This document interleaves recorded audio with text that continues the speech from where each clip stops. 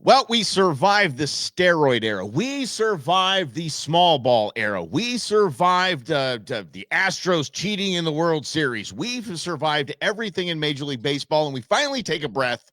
And then all of a sudden, these goofy looking bats show up. These are called torpedo bats, and the ball just starts launching out of the stadium. Let's please make sense of all of this. Joining me right now is the founder of Birdman Bats, Gary Malik. Gary, thank you for joining us. Is this much ado about nothing? Because your homepage of your website says, I mean, you guys take it head on. We make torpedo bats, and they're perfectly legal. Talk to me about this. Yeah, I figured I'd put it on the website and jump on the wave because my phone just won't even stop. I can't keep up. Like I can't even put it down because there's so many messages coming in on the Instagram, the text, the emails. So yes, we make torpedo bats. And Okay, yes, so they're illegal. It's they're legal, and I'm going to pull this up here, and I'm going to show everybody what we're looking at here, so you can see this is actually your homepage, and it gives all of the details. Oh, we started sliding there. Sorry about that.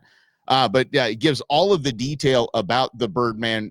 Sorry about the torpedo bats, and says right at the bottom here, this bat is legal.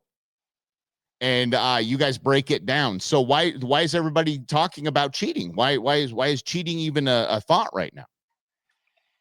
I can't help but think it's because it came from the Yankees, but it's something new. Baseball's old and set in its ways, and something new comes out, so everyone thinks it's a scandal, but it's actually has a lot of merit and science behind it. Okay, so let me talk about this. I actually have a Birdman bat right here. This is Zach McKinstry's bat. So he gave this to me because we're big Dodger fans. So he did. So I actually have just what we would call a normal bat, right? This is just your everyday run of the mill Major League Baseball bat. What is so much different between this bat and these new torpedo bats? So what we're doing is taking mass from areas that you really don't want to hit the ball and moving it into areas where you want to hit the ball. So I mean, it's basically that simple. It changes swing weight. It makes the bat, move a little differently, but creating more hitting surface is kind of what everyone always wants. And if you were to make that bat that big of a hitting surface through the whole barrel, then it drops the density down to a place where it's not legal in maple and not really great in any wood because it's just too soft. So it's a way to combat density where you can keep your densities up and keep your bats durable and still have a monster hitting surface in the area where you want to hit the ball. Okay, so it's like me with the dad bod. Like I'm thin all the way around, and then I have these two love handles that are just that's where my mass is held. So it's basically like that, right? The mass of the bat is in the probably statistical hitting area of a bat, correct? The sweet spot. Yes. Hmm.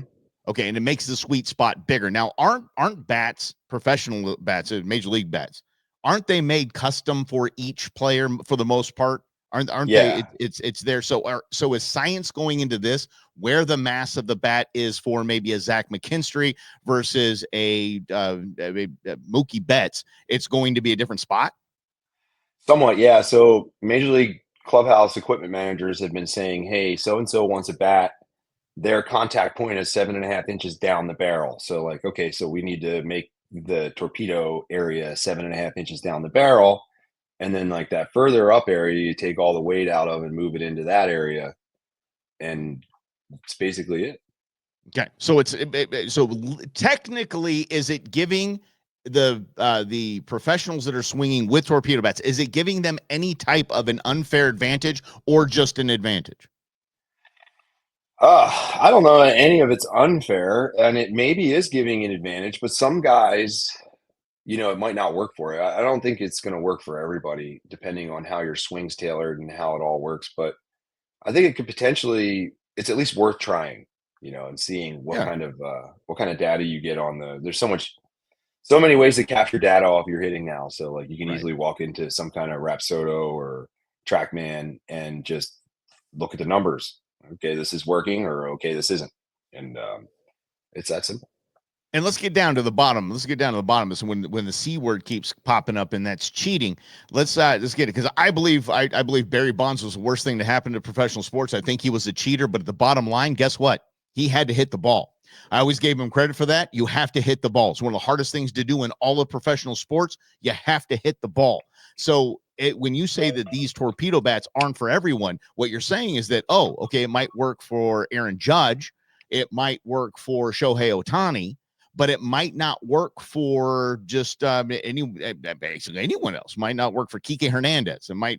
It has to be you have to have a certain skill set to make this bat do what it should do, correct? Yeah, maybe less skill set and more swing style, like what kind of hitter you are. But I think if you put that mass in the right contact point for the right hitter, it should pretty much work for anybody. Okay. But does that change anything that the player's doing? Because I'm trying to dispel this whole it's cheating type of thing, because I don't know of any other sport where people are making custom hockey sticks. People are making custom golf clubs. I mean, everything is fitted and tailored to their game. And so I don't see this as cheating. I'm just trying to dispel everything out there. I can't pick up a torpedo bat and just say, just because I have a torpedo bat, I'm going to have a better on base percentage. I'm going to have a better home run stats. I'm going to have better hitting stats. Correct? Yeah, exactly. You still need to have, the talent. But you mentioned fitment in these other sports, and I think that fitment has, long been ignored in baseball. Guys go on feel. It's very feel oriented. So now with all the data, you can get more into fitment. And it's kind of like the Wild West. It's still new, it's unknown. People were doing the puck thing for a while in a similar fashion to change the swing weights and stuff. And moving mass and density under your hands kind of makes you not be able to have it on the barrel. So it's kind of the opposite. So when you're doing these torpedoes, you can get similar results without the puck, but you're putting the mass and density in areas where you want to be hitting the ball. So I think it makes for a better product. And I think just over time, it will just be accepted and it's fine. And it's not something nefarious. I think the reason why people are freaking out about this is because it's right in front of your face. You see that bat over someone's shoulder. You said, that's not what I'm used to seeing, as opposed to like juiced baseballs and all that kind of thing. This is right in front of your face. So we're thinking something is off. Is that just because baseball is a pure game and there's a little pushback on, whoa, that just looks weird. That doesn't look right. Yeah, I think that's exactly right. And they were around last season. They were around years ago. Like they're Were not they? new. No Yeah, way. yeah. Some guys Okay. were using them last season, and it's not just the Yankees. There's a bunch of worgs that have guys using them. They just didn't Yeah. get the attention. I must not have hit 10 home runs, but um, I saw like you Muncy said, swinging one last night. you still got to hit the ball, right? So Yeah. I think that if it's a tool, and if it fits your game better, then you're going to do better. But I don't know that that's necessarily cheating, because you still have to put that lifetime's worth of effort into being that good. And everyone else can. And Major League Baseball has not banned torpedo bats. Gary Malik says that he's the founder of Birdman Bats. He said these things have been around for a hot minute. We just didn't freak out about them. So I think we've uncovered something here. I think we've gotten down to the bottom line, Gary. The bottom line is it was the damn Yankees. It just was. Damn It was Yankees, because it it was the was. Yankees. Because we see the Yankees doing these amazing things. We're like, it has to be the bat. Yes. Yeah, and I honestly think it's great for baseball. I mean, it's really cool to see so many people talking about baseball. Yes. Doesn't really matter what they're talking about, because if you're talking about baseball, it means people are paying attention, and that's what we want, right? Absolutely. And any type of, even if the bats are just new and it produces more runs and it produces more excitement and it produces more butts and seats in Major League Baseball stadiums, I'm a baseball junkie. So I think that's all good for the game. Now tell me how the hell you got into making bats. Was it something as a kid you like to whittle? What happened? Why did you say, I want to be a Batman? And then we're going to talk about the name and the logo. Man, I don't know. I am a lifelong tinkerer, builder of things. I like to do stuff on my own.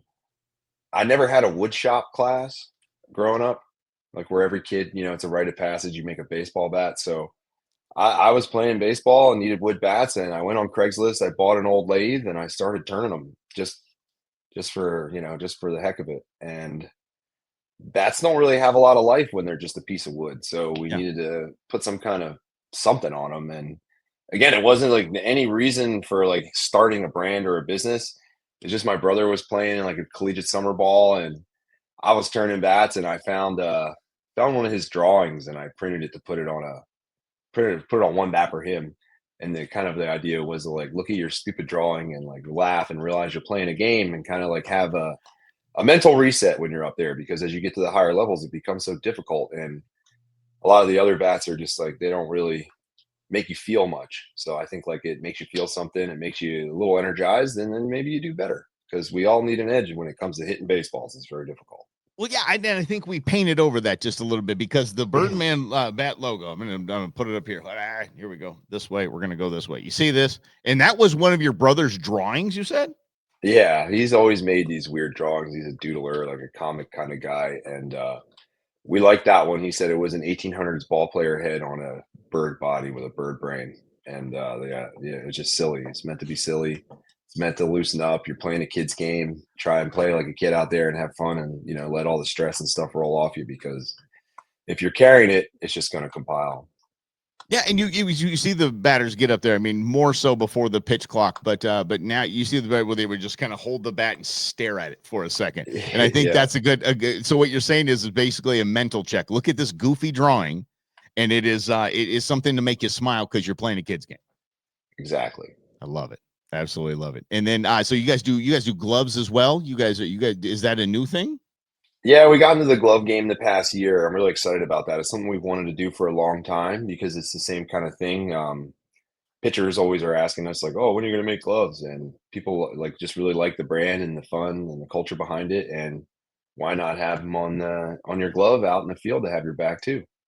That's awesome, man. Well, we are. And are you a local company? Are you West Coast? Something about there was San Francisco on here somewhere as I was reading. Are you an Arizona guy?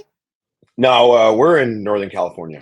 Got it. That's Redwood what I City. thought. Okay. Yeah. Yeah. Okay. Right on. But you have contacts here that I get to Oh, meet you through. Yes, yeah. absolutely. Tons, How many tons of. MLBers are playing with these bats?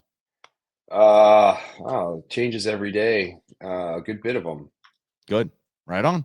Maybe you look for them. You can probably find it now that when you're watching any MLB game, just look for that logo, and you'll probably smile too, going, "I'm watching a kid's game, so this is kind of fun." That's Yeah. right. Kids that get paid a lot of money and are super, super, super talented. All right. They work really hard for it. Yes, they do. Gary, I'm going to tell you that I'm going to thank you for coming on. I want to thank you for putting it's okay. We're a very dog friendly show. It's totally okay. But I appreciate you coming on in kind of dispelling this whole torpedo bat thing. I think the biggest key takeaway was these things have been around for a hot minute. Until the Yankees got a hold of them, nobody cared, and it's as legal as can be. There is no cheating. This is legal. It's not steroids. It's not juiced balls. It's just reshaped bats, right? Yeah, that's it. Exactly right. All right, man. Well, hey, listen, I appreciate you hanging out. Get over to birdmanbats.com and check out this cool company, cool designs, cool everything, and just a cool guy that started the whole thing. So, yeah, well, just thank you for being here, man. Thanks, Mike. Happy to be here.